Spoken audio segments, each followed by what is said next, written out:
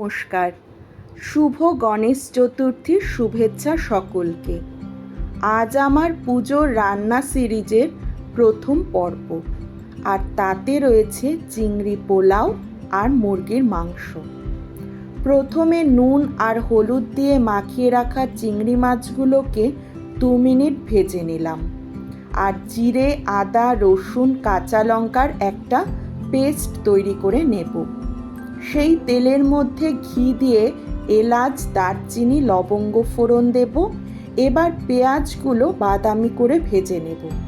পেঁয়াজ ভাজার মধ্যে আগে থেকে করা পেস্ট দিয়ে ভালো করে কষিয়ে নেব। হলুদ, লাল লঙ্কার গুঁড়ো দেব রং পরিবর্তনের জন্য,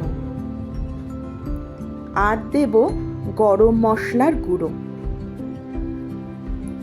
মশলা যাতে পুড়ে না যায় তার জন্য অল্প জল মিশিয়ে নিলাম।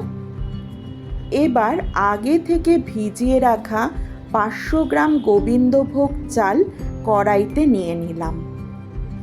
মশলার সাথে চাল ভালো করে মিশিয়ে চালটা কিছুটা ভেজে নিতে হবে।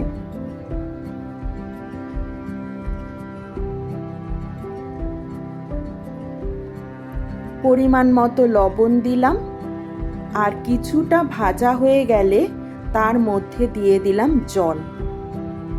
যতটা পরিমাণ আমার চাল, তার থেকে 1 কড় বেশি আমি জল নেব, যাতে ঝরঝরে হয়।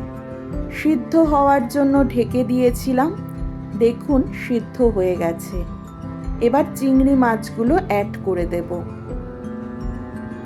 প্রথমবার করলাম, তাই জন্য খুব বেশি ঝরঝরে হয়নি।